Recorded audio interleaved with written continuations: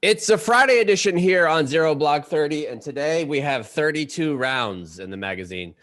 Not really 32 rounds. We're going to do something a little bit different today. We're going to do a military draft for NFL teams. Each one of the 32 teams has needs that they want to accomplish in the draft. We're going to use military things, military equipment, military people, military weapons, anything around the military you could use to fulfill the needs of each one of the 32 organizations inside the NFL. We're going to start with round number one, and that's going to be the Jacksonville Jaguars. But today's show is going to be brought to you by our good friends at Trifecta Nutrition. If you haven't tried it and you're doing it by yourself, if you're living in the barracks and you're tired of dealing with the chow hall and going to get the same little tiny frozen pizza or the shitty meatloaf, sometimes the meatloaf's pretty decent, but usually shitty meatloaf, you want to go with Trifecta Nutrition. They make meal preps not suck. All of the meals are backed by nutrition science, and they taste great, making it simple to get in the best shape of your life.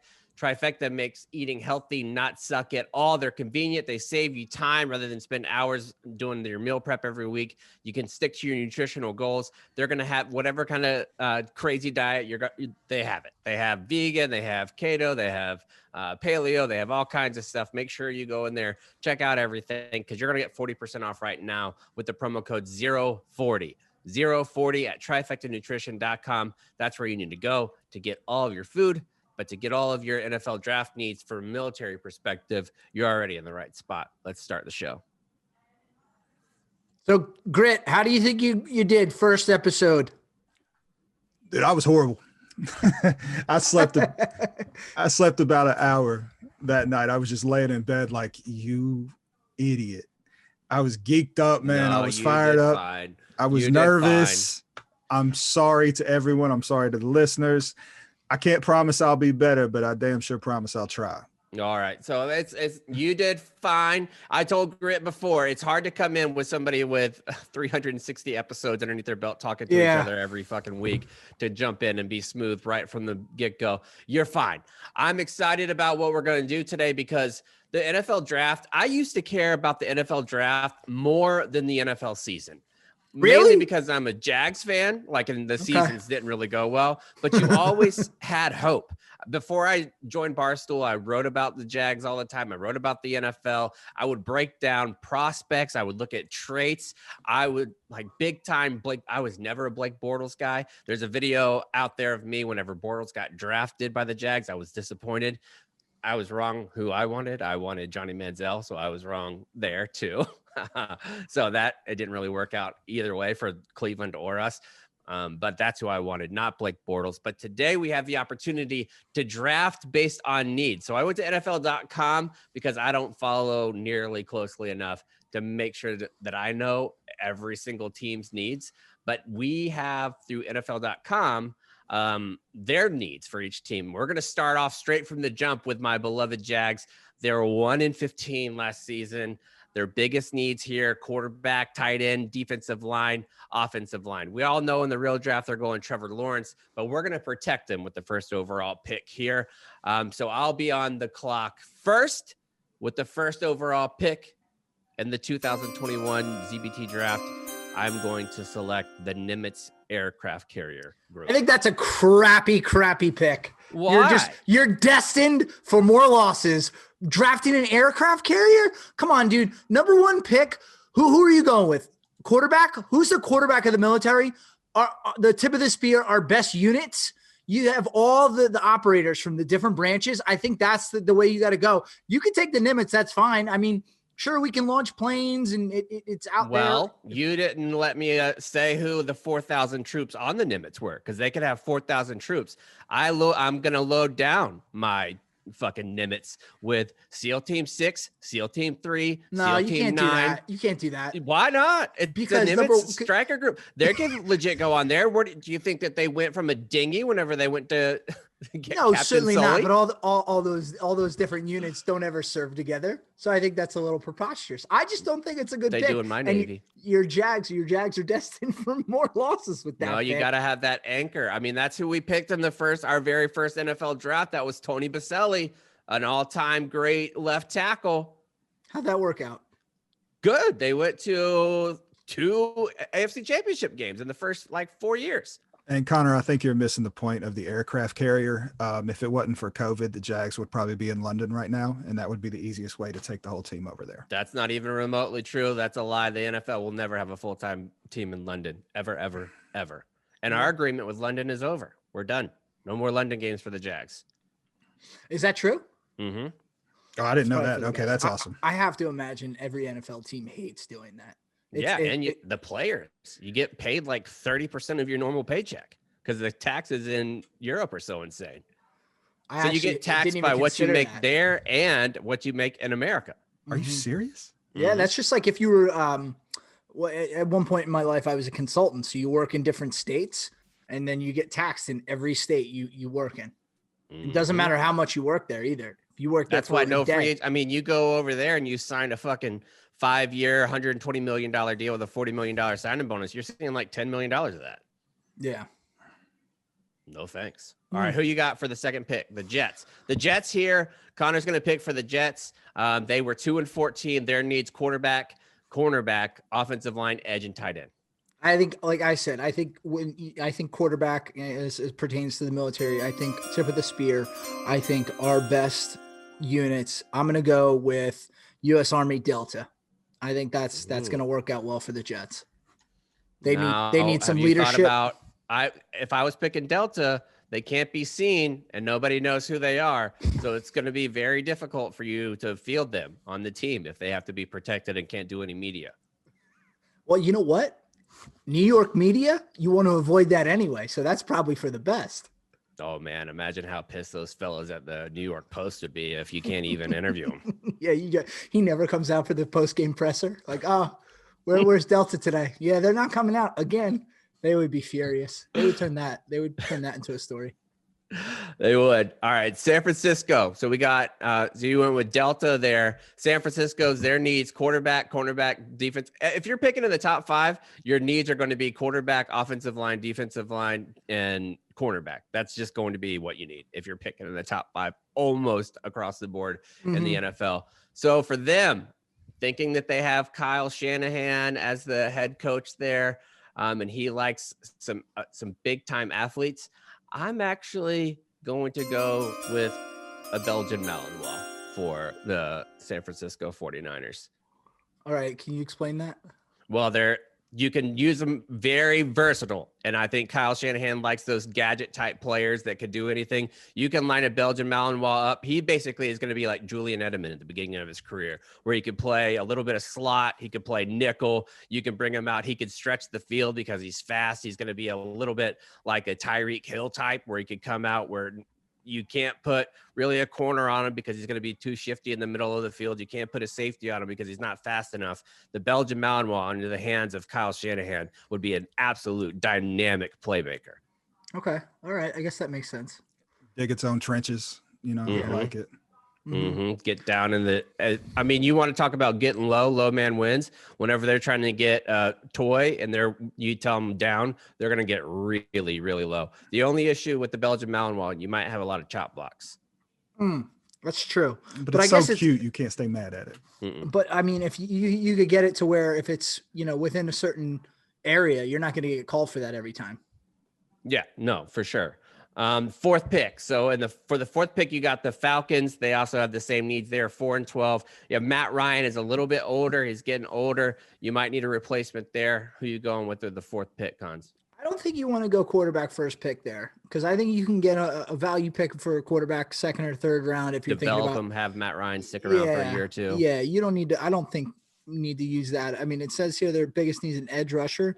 I'm thinking that the Atlanta Falcons select the Patriot missile.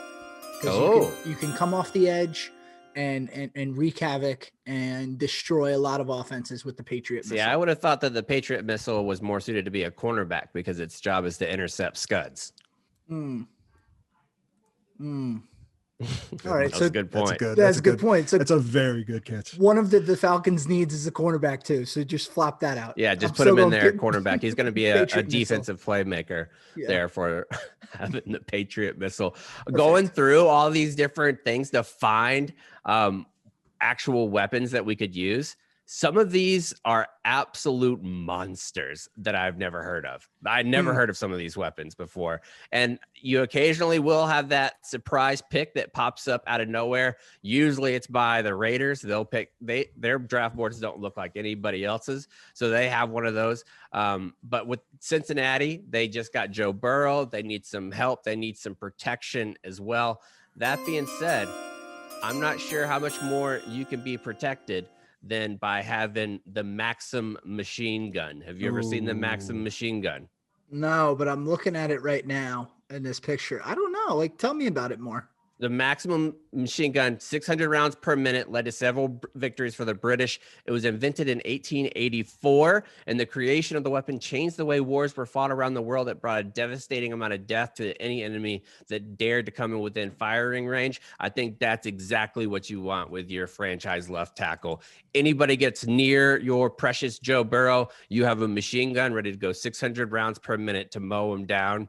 It's quick off the line. It's a quick changeover. It'll get down. You could bring it all kinds of places, cold weather, hot weather, it doesn't matter. It's firing around and down range and nothing's coming around the side. All right. I like it. Makes sense. All right. All right. Number 6. What do you got for number 6? For the Miami Dolphins, their biggest need, it looks like, is a wide receiver. You got to go with something through the air, some sort of aircraft, and you have to go. Gosh, I'm torn here. I really need to work through this in my war room. I'm between two different types of aircraft right now, and my gut tells me to go with the F-16. Oh, I like that. Yeah, I was glad you did. The F-35 has so much upsize, but it's injury prone. I'm not sure if you want that in the top 5. That's a pick like a Jalen Smith pick when the Cowboys did it in the second round a couple of years ago. You know, there's a lot of upside there, but the injury potential is just too great. Yeah, I think F-35. I think Jamarcus Russell throwing the football 70 yards from his knees. It's flashy. It's like, wow, look how far and fast this guy could throw a football. But then when push comes to shove, not cutting the mustard. Wide receiver wise, he's like a Charles Rogers from Michigan State, where you think that he has all the tools, but he's one of the 3 wide receivers that was taken in the top 5 by the Detroit Lions and just never pans out. That's exactly what he is. Huge signing bonus, huge personality in the locker room, but not worth it. Yeah, it's cutting into your budget, your payroll big time. All right, let's move on to the Detroit Lions. Their biggest need is wide receiver, linebacker, safety. Because their needs are safety, I think I would feel most safe if nothing is around. That being said, for the safety pick, I'm going to take Fat Man and Little Boy, the 2 atomic bombs that landed on Hiroshima and Nagasaki. I think if you want safety in the backfield, if nobody can get back there, that's a great defense. I think that's a good idea because, I mean, all out last defense. I would say that's our all out last defense. But I mean, late in the game, I hate going prevent. I hate going prevent defense late in the game. Play your fucking defense. But if you have Fat Man and Little Boy back there, you're almost daring people to come back there. That's a good point. All right. Panthers biggest need O-line. Well, I think what's a good way to protect is artillery. That's a good way to protect. Okay. I'm going with the Mike 109 Alpha 6, the Paladin, my old stomping grounds. I think, it's a weapon system that is beefy. It's reliable. You think left tackle, I think Paladin. So that's where I'm going for the Carolina Panthers. And I think they'll be very happy with that pick. I think they will be too. Why would you not be artillery? And that's Kansas MOS. So he knows a little bit about that. The Denver Broncos, they need a quarterback, an offensive lineman, a linebacker. They have so much quarterback troubles that you think that what they really need, they have a lot of skill in the skill positions. They're fine on defense. It's an aging defense, kind of like our tanks. It's a little bit aging, but they just need a field general. That being said, I'm going to Denver Broncos are going to get George Washington. Wow. Okay. Now, why George Washington as opposed to anybody else? I think you have George Washington will not care about being in the same room as John Elway. I think John Elway's presence a lot of time can be intimidating to these younger quarterbacks that get drafted there, like a Paxton Lynch. Same thing with the shooting guard whenever you get drafted by the Carolina Hornets. You don't want to be in the same room as Michael Jordan. The best to ever do it is right there across the aisle from you. I think the same thing with John Elway, but George Washington has one of those personalities. He's not going to be intimidated. Okay. All right. And he has prototypical quarterback size. I mean, you're talking 6'4", 220, has the ability to look over those big offensive linemen. I think George Washington is a great pick for the Denver Broncos. Yeah, people forget too, being 6'4" at that time was not as common as it is these days too. So he really stood out among his peers. So I wonder how much his height and size led to him being a general. And I'm being serious here. The fact that he towered over everybody, I wonder if that lent itself to him just being accepted as a leader. It's like, oh, he's a big dude. Yeah, I think you all automatically, if you're a big guy in any unit in the military, you come in, you command a little bit of presence. I had an LT that played at the Naval Academy. He was like 6'7", 6'8", something like that. Huge and just in amazing shape. He played small forward at the Naval Academy, and whenever he came to the unit, and he was still fast as fuck. He was that big, 6'7", and running like 21 minute 3 miles, which is moving for a big dude like that. As soon as he walked in, everybody was like, "Good God, man!" Like Villanueva is the same way. Like you walk in that big, you're paying attention. I think the dichotomy of our first two presidents has got to be the greatest difference between two as well. Because Adams, short fella. Was he? Yeah. The difference between Adams and George Washington, I think, was about 10 inches. Dude, that's significant. That's very significant. That's probably why they didn't have the ceremony. You just look like a little bitch. Yeah, we don't need those pictures floating around history or those canvas paintings, whatever they did back then. Definitely not. So that's the Denver Broncos. They're selecting George Washington. Next up is the Dallas Cowboys. They don't really have a quarterback need because they signed Dak Prescott to a big contract extension, but they do have other needs. It's cornerback, offensive line, safety, defensive line, and a linebacker. Who you got going to the Dallas Cowboys? I think flashy. I don't know. I think Jerry Jones likes flashy. I mean, you go back to the Deion Sanders days. I think Jerry Jones is going to go with Air Force pararescue because I think, good defense. Their franchise doesn't need to be rescued. They need some CPR. Yes, exactly. So, I mean, that's what I think of when I think of the Cowboys. I think the Air Force kind of soft, so that lends itself to being a corner, but also flashy, can get the job done. I'll give the pararescue guys a leg up on the rest of the Air Force. So that's what I'm going with for the Cowboys. I think that's a good fit. I like that. Another New York market team at number 11, and that's the New York Giants. The New York Giants' biggest need is edge, offensive line, wide receiver, running back, and defensive tackle. You hate to see running back on the list with Saquon Barkley being there. That's not smart. But I think you're going to go with an under the radar type pick here for them. We're going to go with the Virginia class attack submarine is what they need. They need something that's under the radar that people don't really follow because you have Daniel Jones, you have all kinds of weapons that they just brought in, like Gilladay is there now. I think you got to go with the submarine and under the radar, but can provide all kinds of protection for Daniel Jones. Yeah, because I think that's the biggest thing hampering the Giants right now is letting Jones do work. Because like when he's good, but he makes some boneheaded plays. So and I think a lot of that is brought on by the fact that he's put in pressure situations. So if he could just get himself to a place where he's feeling more comfortable more often, I think he could do a lot better. So I think having that as their pick will allow him to shine. And I don't know if you put the submarine at left tackle or right tackle. I'm kind of leaning towards right tackle because it's 377 feet long, 34 feet diameter, and it weighs 7,800 tons. But it has strong hands and the ability to attack you with 12 different vertical launch tubes for Tomahawk missiles. That's huge. Yeah. That's definitely going to be an impact maker right away. And I agree with your assessment of being at right tackle versus left tackle. All right. Absolutely. So next up, we have the San Francisco 49ers. It's via the Miami Dolphins. Again, who are we going to go with for them, Cons? No, we got the Eagles from the Eagles. San Francisco via the Dolphins. Yeah. So the Eagles need a wide receiver. And when I think about the city of Philadelphia, I think that's one of the harder markets to play in. I think the New York market is the hardest market to play in just because it's so demanding.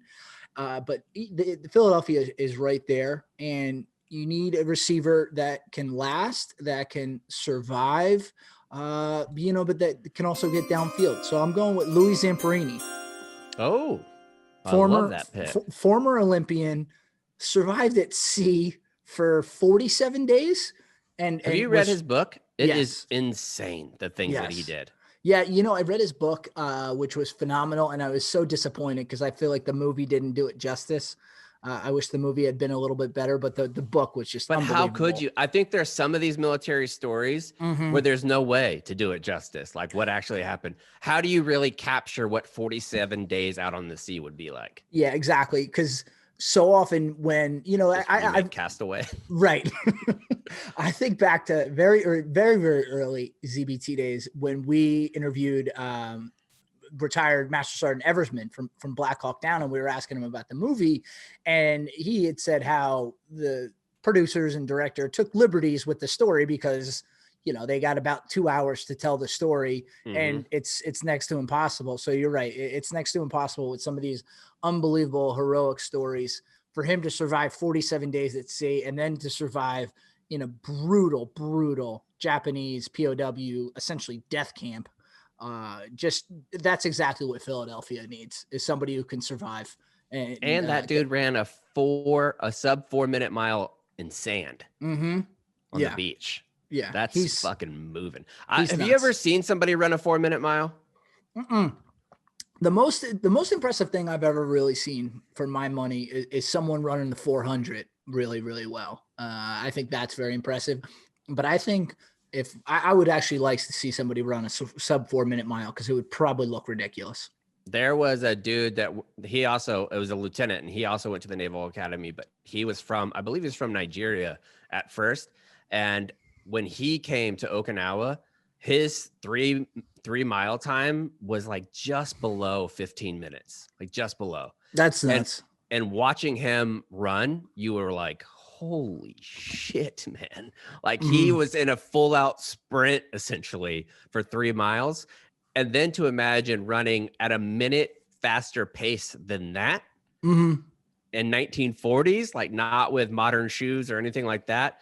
Crazy. Like if he was around now, he might be like a 320 guy. Yeah, that's funny to think, because they were running in like all leather shoes with very little cushion or sole support. Definitely not springy little material. Yeah, they were ripping cigs in between races. They were going out to Virginia runs to get fitted for the way that they plant their feet. Yeah, they were eating bacon because that was probably told to them that was a good thing to eat. Just no regard for their nutrition whatsoever. That's wild to think about. I would love to get them into modern times and see what they could do if we could, in fact, bring people back to life. Yep. Pick number 13 goes to the Los Angeles Chargers. They have their quarterback of the future. They also need an offensive lineman, a cornerback, a tight end. For them, I am going to go with Audie Murphy. They need somebody. It's out in Hollywood. They are completely being overran by the Rams. The Rams are like the sexy team in Hollywood right now. You need Audie Murphy. He has the backbone of somebody who can do big time things in combat, but he also has acting experience. So I think him going out to the Chargers is a perfect fit for him. He can be the badass hero, the most decorated soldier of all time. Even though he's only 5'5" and 110 pounds, he still has an unbelievable record behind him, 33 medals for his time in service, and he played himself in Jaws. I think he fits in Los Angeles perfectly. Captain America. Yeah, Audie Murphy is something else. I mean, even in the military now, in the Army, we have the Audie Murphy Award presented to the top NCO in everyone's unit. So I mean, he has staying power too. So that's a great pick for them. Audie Murphy too, being only 5'5", being that small, I would imagine. I mean, I'm sure his story was pretty well known while he was still alive as well. But imagine being in a bar and you don't know anything, and somebody that's 5'5" walks in and be like, I'm actually the most decorated soldier in the United States history. You'd be like, no, you're not. No, you're not, dude. Can you get me a menu? Thanks. Yeah, you're a little fella. You didn't do that at all. Right. So that's who the Chargers are going to pick. At pick 14, we got the Minnesota Vikings, the offensive line edge, the safety, linebacker, quarterback is their need. So you got there. They have to, according to NFL.com, they got to prioritize left tackle. So that tells me they need a lot of protection. And I'm thinking protection in our military's arsenal. And first thing that's coming to mind is a Navy battleship. I'm not sure which class that is or any of the particulars as it is for a battleship, but I think a battleship gets the job done when you're thinking about protecting your quarterback. I agree completely. And that'll conclude it. I don't want to go through. I think we're just going to essentially make the same type of jokes for the next 17 picks. So I don't want to go through any more picks. That NFL draft segment was brought to you by our friends where, Rocky Boots. Rocky Boots is the best boots in the biz. If you don't have any Rocky Boots, you need to get you some. They are designed for men and women that serve and protect the country every day. They're built in the United States for each individual branch. They have a partnership with the Marine Corps, so you get the eagle lobe and anchor on the side of the boot, which you need if you are a Marine. They have all kinds of different stuff, and not just boots. They have tennis shoes. They have all kinds of stuff. If you're going to be working around your yard, working in a shop, working at the motor pool, wherever, Rocky Boots is the best boots for you. And right now you can get them for super cheap because you're going to get a 25% off if you go to rockyboots.com, enter the promo code ZBT at checkout for 25% off. Rocky Boots is one of our longtime partners here, so I'm excited to have you get those discounts because they are going to be great for you and great for your little feet. I got to tell you, the idea of doing that just for the first round for another 17 picks seemed a little daunting. Yeah, it did. Can you imagine being like an NFL GM and having to go through each and every individual player and knowing a lot about players that get to the 7th round? Mm-hmm. Yeah. Well, I think that's why you have to build out a staff. For sure. So there's no way you could do it yourself. Right. Yeah. That's why these guys, I think the better teams are the guys that obviously have a good GM, but then have a good team around them that are able to do the research. Because I have to imagine, especially you get down to the 5th, 6th, 7th round, you're picking guys that I don't think it's physically possible for a GM to watch tape on every player who is available. So you have to trust your guys that says like, all right, 7th round pick, we're looking for a safety. Well, I'm going to take a chance on this 1AA kid because Joey watched his pro day and watched tape and knows everything about him. And he told me he's good. So, all right, you know what? I'm putting my faith in Joey and we can take that kid. But that's why, it's one of the most thankless jobs in all of sports. And then you think about all of it's kind of like, in the military, it's like being a platoon leader. You have to take on all the responsibility. And then when things go wrong, you got to stand there and just take everyone's criticism that, oh, what are you doing? How are you think you're running this team? You're running it into the ground. And that's why I think Intel always is one of the most sexy jobs when you're signing up for the military. Like if you could get into Intel or counter Intel, people are always like, oh, that's sexy. What those guys and ladies do on a consistent basis, boring as fuck. Like going through different like pieces of paperwork, watching people from a distance, keeping an eye on somebody. There's so many jobs that you think are incredibly sexy whenever you first sign up. Sniper, for instance, like sniper. I used to work with some snipers in recon and I had to sit with them in a sniper hide one time.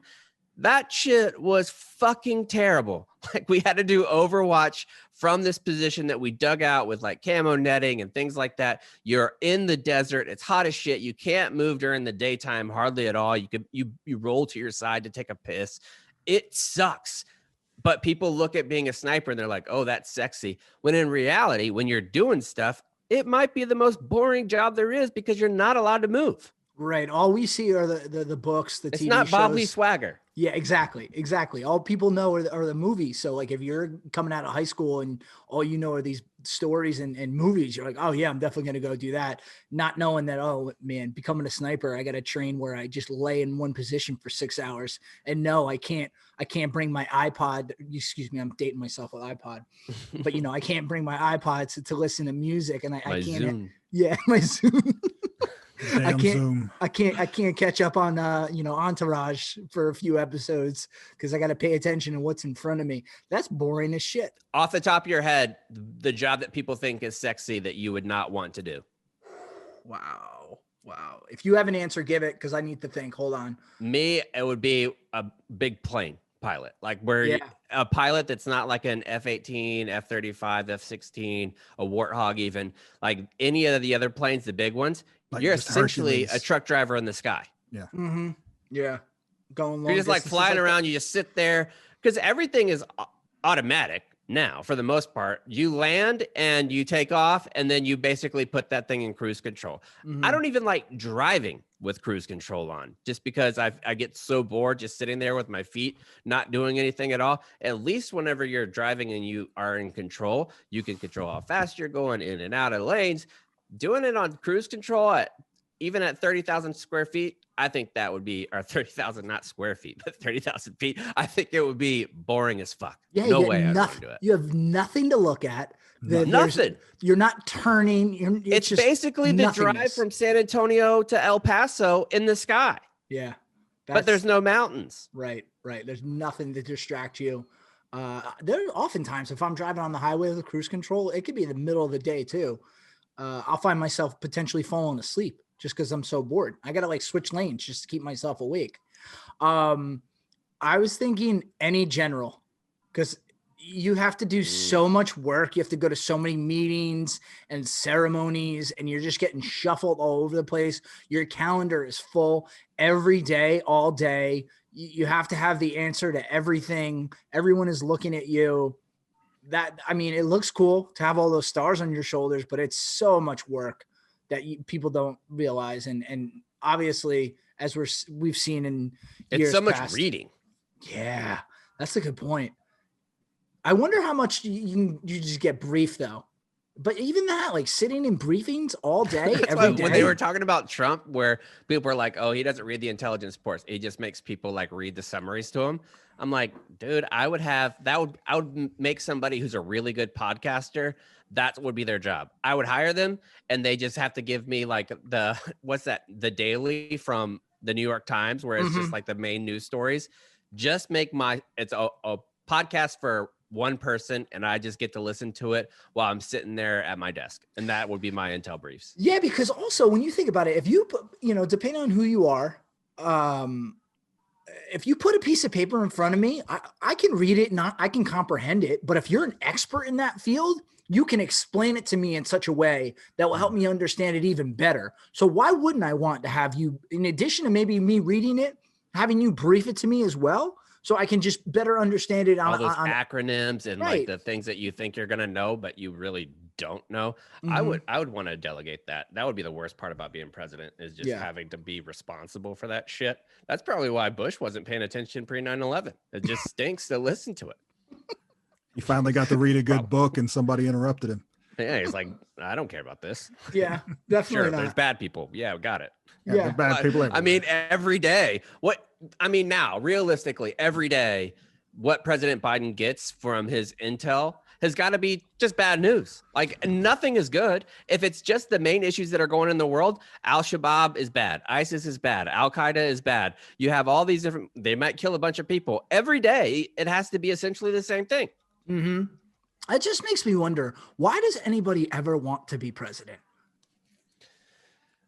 I don't know now. I mean, before I would think you'd be the most famous person in America by far. Like, I think that the fame has a lot to it, and like power hungry and the respect level, like if that's something that you're after. But if you have the ability to do something and be anywhere else, I think that's what I would do. I mean, I think that was Trump's, like, he just wanted the attention of running. And then when he actually won, he was like, fuck. Now what? Yeah, he's like, oh, I actually got to do this work now. I don't. Yeah, you're right. Well, you know what? I wonder how much he thought he was legitimately going to win versus. Well, the pictures of him in the video, whenever they are showing him on like the night where he was elected, you could kind of tell like the look on his face is like, ugh.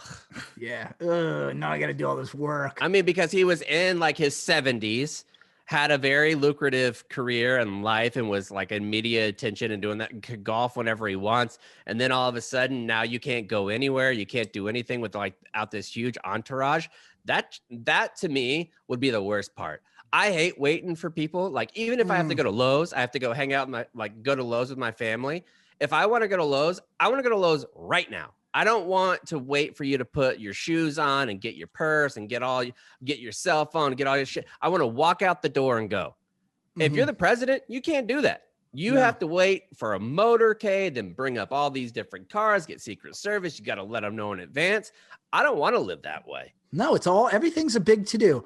Everything you do is an event. Everything. That's why he probably had those people bring the McDonald's for the NCAA athletes who won the national championship. He just wanted it himself. Because he can't go on his phone and Uber eat something to 1600 Pennsylvania Avenue. You just want a Big Mac from time to time.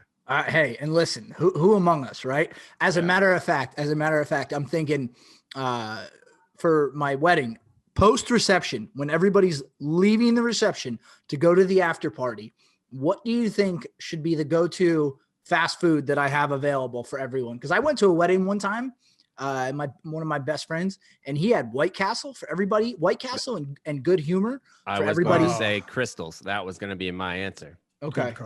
It's going to be in Florida, so consider Crystals that is possible. Okay. Crystals is good. Maybe I'll have to look into that. I mean, if you had that and people are going to really tie one on, if you had like a smorgasbord in the words of Charlotte's Web, a veritable smorgasbord of different like trashy options, you would be looked at as like the wedding god. Like if you had right at the end, like let's say 11:30 midnight is whenever you cut things off. At 11:15, 11:20, you had like an Uber driver show up with just a sack full of Taco Bell, a sack full of Crystals, and some like a few Egg McMuffins and that type of thing. People would remember that forever. Yeah, because I'm leading you right into the after party where there's going to be more alcohol consumed. So obviously there'll be a dinner or whatever, but to have that coating your stomach when you're already 5 to 20 drinks deep. And that's the worst part about being in like an Uber and being responsible and not drinking and driving is that you can't take yourself through one of those places. Usually, like you can't add that stop. So having that already, when you have things like that you're not expecting, it makes that event so much better. Like when I went to my first like 3-year-old birthday party or something like that, and there was a mimosa bar and beers for the adults, I was like, how is everybody not doing this? Because they rented out one of those big slides that have like the water on it, and it's like a bounce house with a slide on it too that takes up like your entire fucking backyard. Yeah, those are great. You go there, the kids are going nuts. They're playing on that thing, need no adults at all. And then they had the mimosa bar and beer. All the parents were like so happy. And usually at a kid's birthday party, the parents who aren't the kid who's having the birthday party are miserable. It's the worst because you don't know these people really for the most part. You see them in like daycare, you see them at school, but then now you have to have like an hour-long conversation with people that you don't give a fuck about. Yeah, I think that's one of the things we need to really normalize. I've been to a few younger birthday parties and the adults are catered to as much as the children. Because honestly, I mean, a 1-year-old, a 2-year-old, they're not going to remember their birthday party. They don't care. It's Saturday for them. Actually, they don't even know what day of the week it is. It's just a day. The sun is up. That's the on Podfathers. People used to ask, "What should I get my 1-year-old nephew?" Nothing. He's not going to remember anything. Yeah, like, don't get him anything. I always remember my one friend. He has 3 daughters, and they will get things for their birthday, and they will only like give them some of the things, and then they'll sock a few things away in the closet and give those to them for Christmas. I mean, well, we used to constantly go into our kids' stuff whenever they got a bunch of shit. Annalise would look, is this going to make a huge mess? Like on Christmas morning, we would go through the package that was from like relatives that are out like away that would never ever have to clean it up, or things that are just going to be insanely loud like a drum set. We would set it to the side, eventually just take it back to the store, and the kid would come out like 3 months later and be like, hey, did anybody ever see that loom thing where I can make like my own crochet? Oh no, we never. I don't know what you did with that. What are you talking about? Yeah, I do that now. I do that to this day. There's so many things in my garage right now that got regifted for Easter. Or give it to another kid. Yeah. Regift it to somebody else. I don't like other kids. That's fair. I like my kids. At what age do you think children should start getting a legitimate birthday party. And by legitimate, I don't mean you have to rent anything out, but something to where, all right, you're inviting their pals and you need to pay attention to what you're doing for them because they will remember it. I think 4 to 13 is the ages that matter for birthdays. Once you're fully in middle school and all your friends are fully in middle school, then I don't think it matters and it just becomes like a hangout party. But 4 to 13 is important. And I would put probably 6 to 10 as the primary birthday party ages. Mm-hmm. And chaps, tell me again when your children's birthdays are. October 1st and June 21st. All right. So June, you get to have, now you get to just have a pool party every year. I know, it's so beautiful. And really in San Antonio, I could do it in October too. Yeah, like, that's it's true. Still going to be warm especially because you'll have a heated pool. Yeah. That was one of the first things we talked about. Annalise was like, this is going to save us a lot of money. We're not going to have to go rent out like Chuck E. Cheese anymore. I'm like, No. damn right. Bring Chucky there. Yeah. And we got the basketball hoop down there now. I got the basketball hoop for the pool. We got like 3 balls down there. We got all kinds of games. We're going to get the volleyball thing going too. And I have it in my Amazon cart right now. I found this. This is going to blow your mind because one of the things I hate the most about pools is getting the leaves out. Like there's so much pollen getting the leaves out. On Amazon, I found a remote control boat that has a net on the back. That's so cool. You drive it around the pool and it picks up your leaves and then you empty it out and do it again. That's actually amazing. That's incredible. That's taking really a cool. task that sucks and making it fun. I mean, McCartney will do that without me even asking. Like I'll be like, you want to go drive the remote control boat? Yes. Mm-hmm. And it gives you targets and stuff. It'd make it, because if you're not having targets, just driving a boat around a pool is not going to be fun for that long. But if you have things that you can pick up while you're doing it and like try to do it in a cool way, that is hours of entertainment.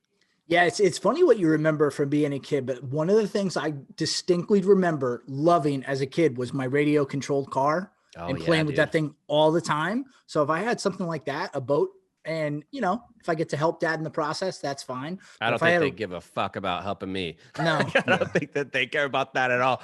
But I agree, like having certain little tasks that you can do, it just, with a remote control car, I always wanted the gas ones. One of my buddies in Maryland, his dad built like in the woods on base. They made this amazing like RC car track where you could jump it on stuff, and it had the actual tires that had actual air in it, and they would go like 30-40 miles an hour through the woods. Oh wow. And I was always just amazed. And I thought about it at the beginning of quarantine because my kids were going to be around. It was summer. There was no school. Like, what could we do? I thought about getting one of those. Those things are like $600, man. Yeah, legit. Those are more though for people who have that as a hobby. You go to those hobby stores and you can really juice it up. There was no shot I was going to have a $600 radio controlled car growing up. But I had a good one. I remember I could describe to you to this day what that thing looked like, and it was amazing. I have no idea what it cost. Let me ask you this. Okay. And Grit, you could be involved in this too. You can go back in time right now and grab any Christmas present that you ever got, and you could play with it again as an adult. Which one do you do? Wow. So the radio controlled car, I want to say I got that for a birthday, so I won't count that. Okay. God. You know, I wouldn't mind playing Nintendo right now. I think that would be fun. I got Nintendo Christmas of '89. I distinctly remember getting Nintendo. I think that's about the same time I got it too. It was like the hottest gift in the world. Yeah. Did yours come with the duck hunt thing? Of course, with the gun. Yep. Yeah. God, that gun was the best. That sound, that clink, clink, clink, clink. Mm-hmm. Oh, I love that. For Christmas, that thing is advanced for back then. Like to be able to be across the room and shoot a duck, that's pretty damn incredible. I still don't know how it works. I don't know how it works either. How does it know if you're at it? But it did. Like if you missed the spot on the TV, you weren't shooting that thing. You could just shoot it up in the air and it would kill it. Right. Everybody's TV was different too. So that's good. I actually never even looked into how that. And it's a tube worked. TV as well. There's no technology in that. Yeah, it was only through like the coaxial cable. Yeah. What? Yeah, now that we're talking about this out loud, this makes even less sense to me on how that thing worked. But that's one of the things in this life that I don't want to know. Yeah, Like I almost want to still believe in the magic of it. that works. But I've still got that gun. I've still got the gun. Do you? Somewhere. Yeah. Yeah.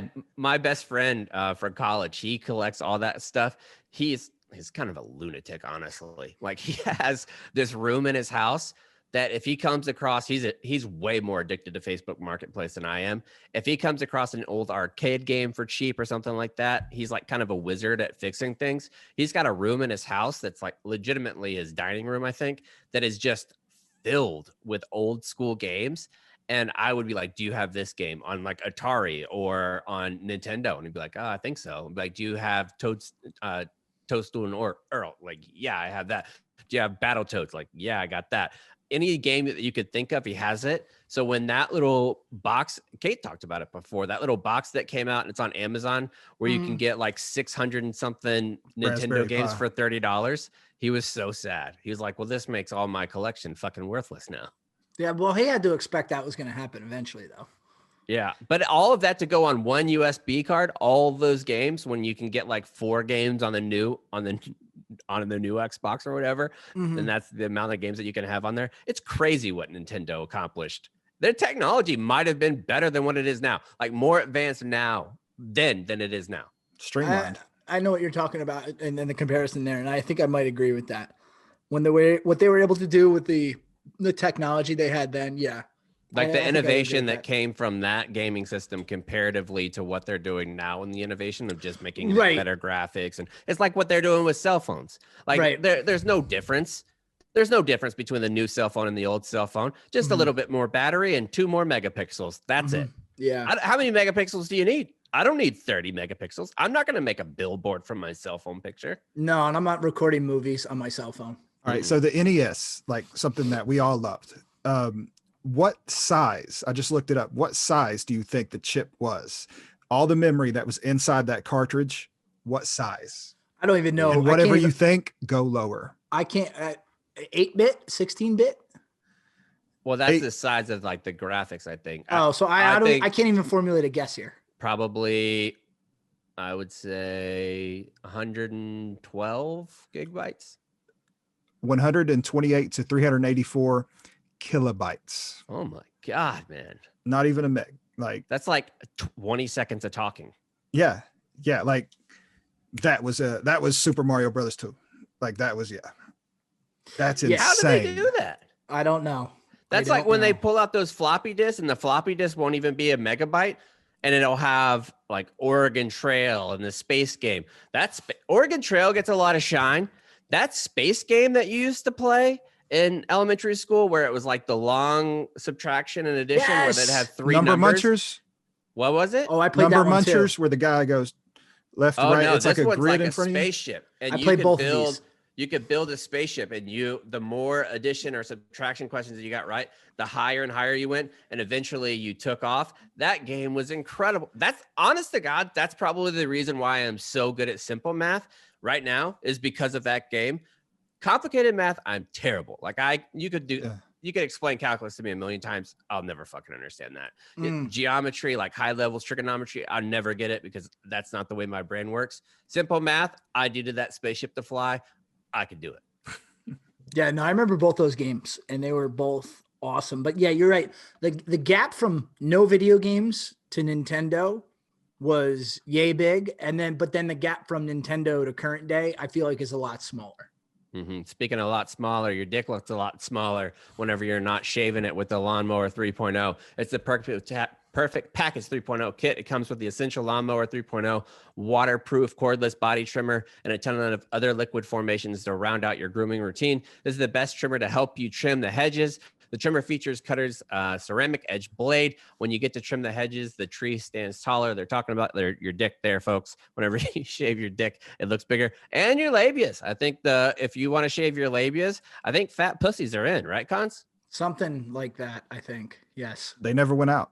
Yeah, the bigger the pussy, the better. I think that's what they say.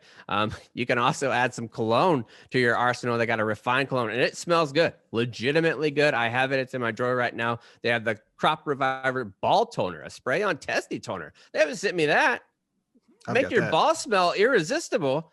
How have I not got that? I want my Wow. balls to be irresistible. Same. Right now, my balls are very resistible. You could resist the shit out of my balls right now, and you would not have any regrets.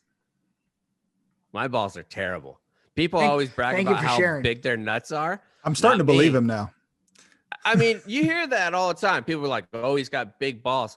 Who cares? I want the littlest balls possible. Honest to God, I'm jealous of my dogs because they got neutered and their balls just go away. And it's basically like just an old potato skin, like hanging on there with fur on it. If I could sign up for that right now, I would. You have full function of your boner, but full function of your boner, but your balls go away. Yeah, I mean, you've already had the vasectomy, so. Well, yeah, get rid of that thing. I don't need those. I don't even like them. At this point, balls are just a liability.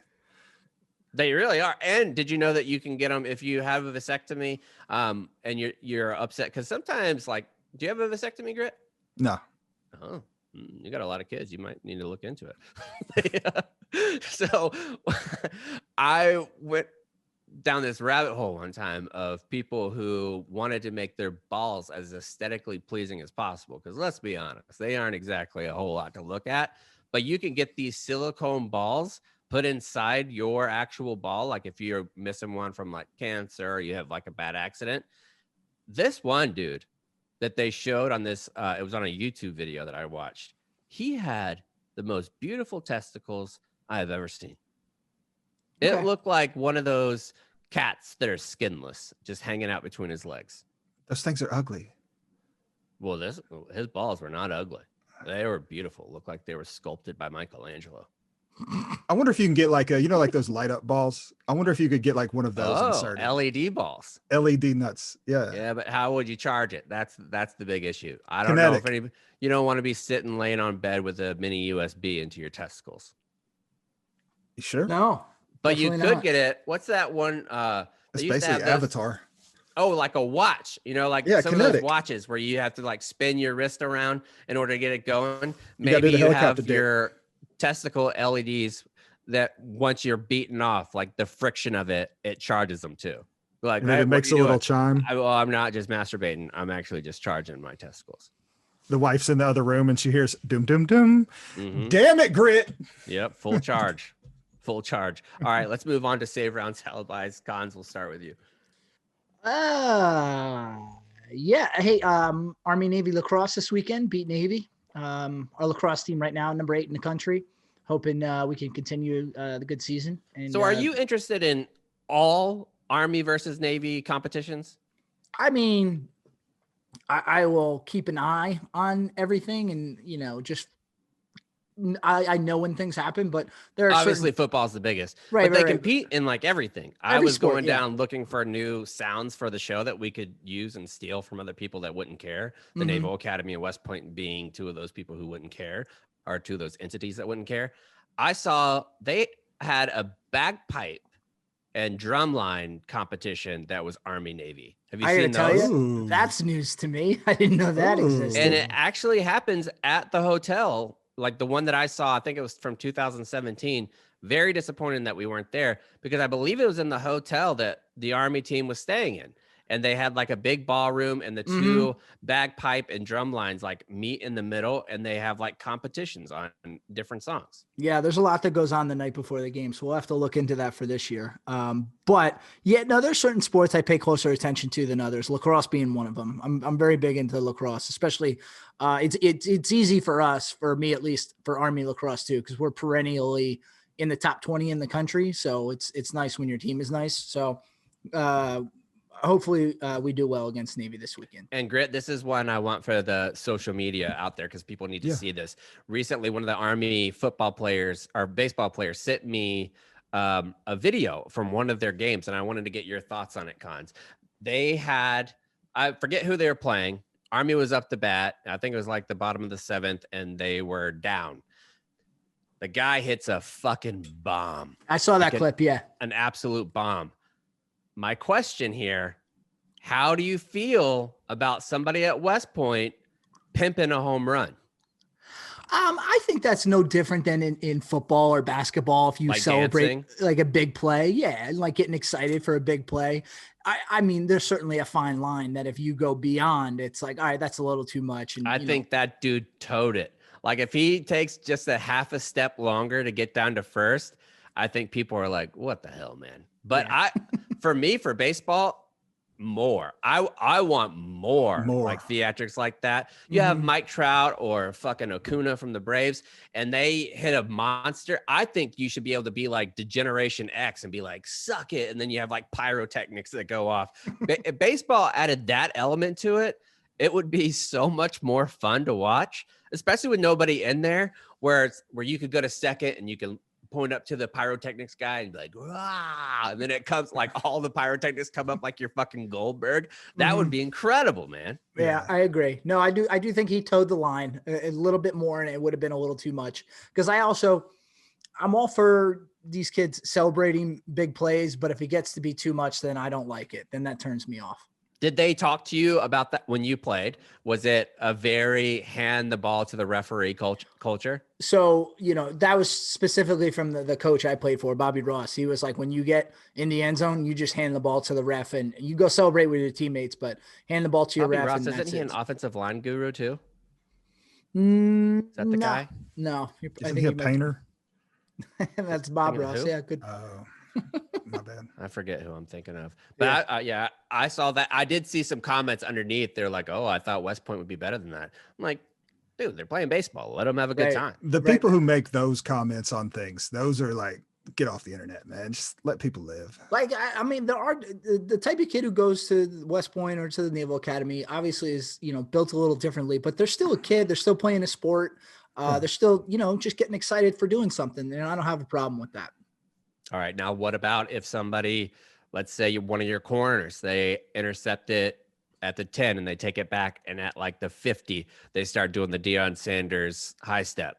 I would not be in favor of that. That is not indicative of the type of program we have. And actually, I think if they did that, Coach Monken would ream them a new one. So I don't think these players feel free to do certain things because Coach Monken runs a tight ship. We need to go through a bunch of clips and think of the ones off the top of your head. The top 10 most egregious celebration during sports for West Point. Ooh, all right. That would be good, right? It would be. It might be tough to find some, but I do think there's probably some that, as we said, toe the line. So I'll have to take a look around. That Monday morning in practice is not going to be worth it. I love high stepping though.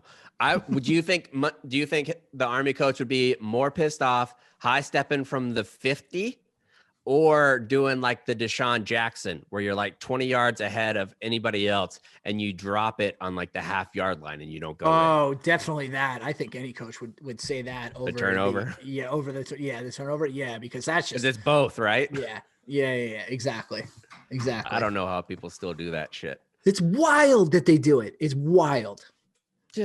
I wouldn't after that. If I ever did that and because Deshaun Jackson's done it twice, maybe even 3 times. I would run through the end zone like I was Forrest Gump from there on out. Yeah. And you got to think if they continue their career in the military, they're always going to have someone in their command that remembers that moment and they will never let them forget it. Oh yeah. Big time. All right, Grit. What about you? Save rounds? Thank you guys for not firing me after game 1. Don't worry, you're good. Yeah, seriously. Yeah, I had a coach, Grit. He used to say, we watch film. We always say we got to watch the film because guess what? It's never as bad as you think, and it's never as good as you think. So that's why you always watch the film. And when you're the one editing the film, watching you do horrible, that part probably does suck. If you think you did bad and then you got to listen to it like 40 times. Yeah, that's a little brutal. That does suck. Yeah. Find clips, but find everything that you're not in. Right. Yep. Or like if you get injured during content, like I had to watch it a bunch of times whenever I rolled the shit out of my ankle in Dallas when we were riding those little bounce skateboards. Those things, by the way, I'm an abomination to the Lord. That's black magic that those work. Yes. I don't appreciate any of those type of things. No. I saw one. Have you seen this, Grit? Because you're a tool guy around this stuff. There's this new lawnmower out now that is kind of like a Segway where you sit it back in the seat and your legs are up against it, has a blade underneath it, and you lean which way you want the lawnmower deck to go. Yeah, That- all Have you that seen that? Dyson type technology with movement like that. No, Dude, just- I don't just want to be on regular. anything with blades that moves that way that I could fall off on and cut my face up. I don't want to do Dude. any of that. I was just gonna say that has injury written all over it. I don't know how something like that gets approved. It's like a radial arm saw. You're going Yeah. to cut something off. It's not a matter of if, it's just when. Yeah, like certain things you have to take a class to even purchase. Like certain high level cars, like they have to know you have to have the one below it and the one below it, and you That's have why to I have so much figured that they mileage just on have it. welding machines on Amazon. You bought Do one, they didn't you? really? Well, yeah, one's on its way. Yeah. Oh my god, that does not sound like it's gonna end well at all. I know it's not. Buy the best welding helmet you can get, please. Oh my The god. welding please. helmets too. I had no idea the technology in those things. Mhm. How that shit works. Where you can. Have you ever put one on, Cons? No. So this welding helmet, you can fold it down, and the sensors in it pick up when you actually are welding, and then it makes it a little bit brighter so you can see, because it's usually so dark that you can't see. It's It'll make it photosensitive. just bright enough where you could see. Oh, that's pretty cool. Because But like I the old was one, I was very scared that you were welding and you only had a glove on one hand. I feel like That's you all should you have need. glove. that's all you need. I don't know. That seems like it's wrong to me. I mean, I'm thought not a they welder. were fucking but- with me. I thought they were setting me up to get, and then I went and watched a bunch of welding videos on YouTube. That's how they do it. One, because that is the one that's most likely going. Your lead hand, the guide hand, is the one that's going to get the sparks. But the right hand, your finger is on the trigger, so it can't ever be in a spot where you're gonna get it hurt. Yeah, All right. I guess I'll take your word for it. Well, I'm yeah, an but like the experienced old one, welder. you'd have to flip the visor down each time. Like my papa, like I grew up in a Jeep shop, and every time he just do that little head shake, and the thing would just flip down and pop, pop, pop, head up, pop, pop, pop. Mhm. Mm-mm. And you look like a badass when you do that too. Oh god, it's so Like cool. melting metal and welding metal together. That's inherently something that you do when you're a badass. Yeah. Mhm. And the guys that I was with, they just taught themselves how to do it on YouTube. So I could probably do that too. Shout out YouTube. Big time shout out YouTube. I guess that's it. We'll be back here on Tuesday for another show. I'll be in New York, I believe. No, I'll have to record on Monday, so I won't be there yet. But next week I'll be up there. We're going to be doing some cool shit for the NFL draft. Make sure you check it out. And by the way, you're welcome for not making you sit through all 32 teams. We got those jokes in. Shout out to the Nimitz Carrier Group. We'll be back on Tuesday. Sound the retreat.